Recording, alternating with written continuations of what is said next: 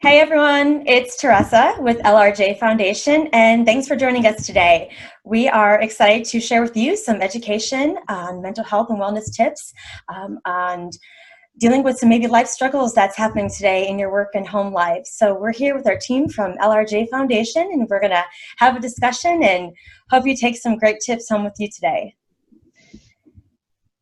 So first, we like to kind of check in with our mental health professionals. Every day they're seeing clients that are going through some of the normal life struggles that you may be experiencing, from anxiety, depression, dealing with some of their children's anxieties and depressions and fears that may be coming through some times of uncertainty right now. So I would love to ask you all maybe some things that you're experiencing to share with our friends today.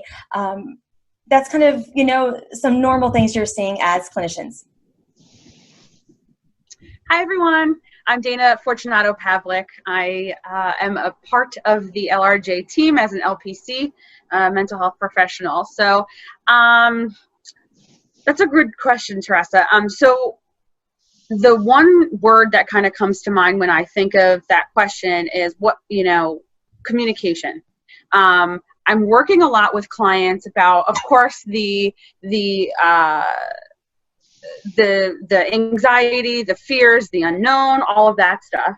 However, communication is so big because right now we have to set boundaries around us that make us feel comfortable, and they may not be things that we're used to saying, right? So telling people that we love that we can't see them, or not feeling comfortable with somebody standing 2 feet behind us in the grocery store. How do we ask those questions? And so I would say communication struggles would be a big one, amongst other things that I've been working with clients on. I'm Vanessa. I'm also from the LRJ Foundation. I'm one of the lead presenters with them. And another thing that I'm hearing frequently from people these days is just any fears or anxieties they may have already had around germs or disease or the safety of their health or their loved ones feels pretty increased right now. So even if they've never been diagnosed with anxiety, they are having these fears that seem as possible realities, whether it comes to being scared to go get their own groceries. Maybe they've done that before, afraid of getting sick, or being around other people, having fears around that. So that's definitely an aspect that I've seen with an increase, a really big increase recently. Hi, I'm Kat. I'm a mental health professional with LRJ, and something I've been seeing is, like any crisis that happens in our life, it doesn't happen when all our ducks are in a row and everything is situated. Usually we have other things happening as well. So I have a lot of clients and friends as well who have different things occurring in their life that are completely separate from the pandemic, but now are trying to figure out how to navigate those troubled waters in the middle of a pandemic, and bringing up a lot of times these traumatic events and memories carry a lot of shame. And I'm seeing a big struggle with shame, feeling very self-conscious about the way they're handling themselves in public and their behaviors and what others are thinking of them, and judging themselves harshly and just triggering their old stuff and then creating all this new stuff. Great. Well, thank you guys. I'm sure a lot of these things that your clients are coming to you because they're very concerned that this is probably affecting many areas of their lives, whether it's in their work production, whether it's at home. So they're seeking out mental health professionals to have those communication, like Dana mentioned, and try to work through some of the struggles that they're going through, and realizing that things are out of sort. And that's totally normal because things are out of sort right now. And what was normal is now become our abnormal situations that we're trying to get through. And I think that's the best way to kind of do this, is find ways. And what I'm hearing from this is a lot of your clients are just turning inside and becoming a little bit more in tune to what's happening to them. They're recognizing that they're feeling different, that, like Kat, you mentioned, that their actions and behaviors may be different. So recognizing, with anything is the first step to change. And I think that's a really important thing as we're kind of going through our work day, to recognize maybe when we feel off, when we can't communicate why can't we do that, and really look inside to some of these things. So I think your clients are doing an amazing job reaching out and navigating some of these waters, and we hope that a lot of these employees here too will do some of the same things. And with that, we went from an atmosphere where maybe you're in the office and you're seeing your coworkers all day, you're stopping by their cubicle and tipping over and having a small conversation, or sharing coffee in the break room, meeting them in the parking lot, going for a walk at lunchtime. None of that's happening anymore. So now we have this social distancing, in public, distancing from our coworkers, family members, that maybe are out of town or out of state that we're not seeing, in the immediate future. A lot of times these disconnections in the physical presence of people are really, really important. And now we don't have those. This really can do some harm to our mental well-being as far as feeling differently. I would love to explore a little bit on maybe why disconnection is really impacting, on our mental health, and what are some, coping ways that we can get through this for those that are really longing for that connection.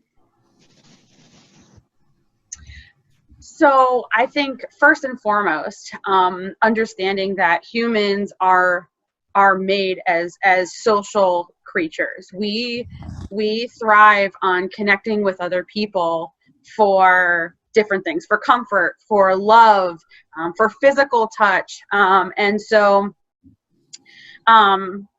this experience of quarantine and social distancing has really kind of feels like for people, because it happens so quickly, that it feels like the wind got knocked out of them, right? And so what's happening is people are home, and it may not hit them at first, but it's almost like they're peeling back all the layers of an onion at once instead of going one at a time.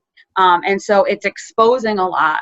And when that happens at such a rapid pace, people tend to feel very, very afraid of not having that comfort, of not seeing other people. And it can be really unsettling for folks. And of course, that can come out in many different ways.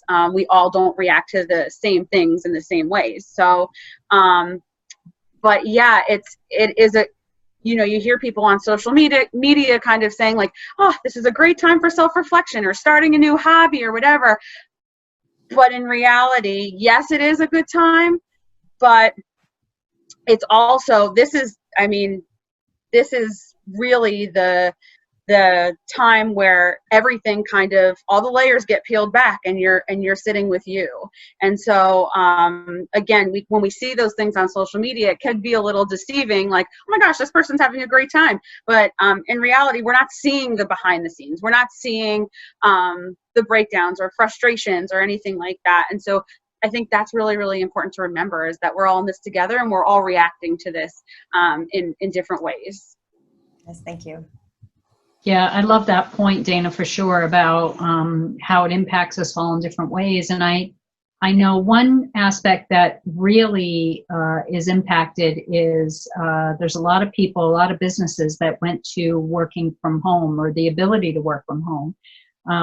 And I know a lot of people that have had that happen, where they were always office-based or out in the field, and they've now become strictly working from home. I remember the last day I was in my cubicle at my office, and it can be a real detriment for people like myself who enjoy having the boundary of doing work at work.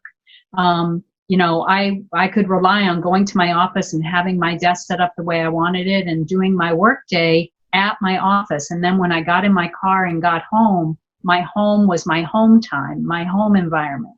And when those two worlds merge together, even though there's a lot of gratitude that we are able to work from home, it creates that sense of where do I draw the lines? Where do I separate my work day from my home evening, or whatever your shift may be? So one strategy that I've found very helpful for myself is just to have those boundaries, have my boundaries about what time of day I'm allowed to be in work mode, you know, and fulfilling my hours and not having it bleed over into my personal life or my family life. And also just having clear sets of guidelines to keep myself engaged in the workday as much as I can by taking breaks and things like that. So there are things you can use, but it's a really big adjustment for a lot of people, I think. Thank you. Think that there are some people making out in this, and that's everybody's cats and dogs at home, and they're getting a lot of connection. But on a more serious note, we are all in the same sea in different boats, and it is very different. And some of us, me being one of them, need a lot of that social connection. And so the internet has been fantastic to be able to have video conferences and FaceTime happy hours, but the reality can be disappointing when you turn off that screen and you realize you're sitting in a room alone. I think that it has opened up ways to be more creative. Like, I have a great neighborhood who I usually don't have a lot of time for, and now I am so happy to have a conversation from one porch to the next porch. And I think that there's a lot of disconnect happening, but there's a lot of new connections happening, and that's been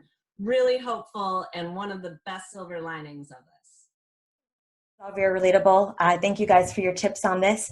I think us being in tune and recognizing some of these things, sharing with our coworkers and family and friends some of the things we are struggling with, things that do kind of turn on some red flags so we can form these healthy boundaries and form good relationships are so important. And we are always here for you. So LRJ Foundation is here with our mental health professionals to be here for conversations, to navigate some life struggles, and help you get through whatever it is in your personal or work life. So we thank you guys for tuning in, and we're here for you guys when you need us. Thank you. Thank you.